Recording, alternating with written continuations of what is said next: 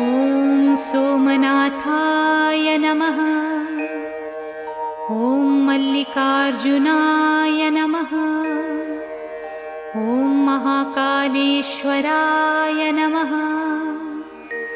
ॐ ओंकारेश्वराय नमः। ॐ वैद्यनाथाय नमः। ॐ भीमशंकराय नमः।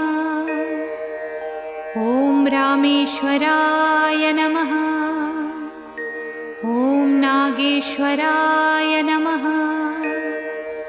ॐ विश्वेश्वराय नमः। ॐ त्र्यंबकेश्वराय नमः। ॐ केदारेश्वराय नमः।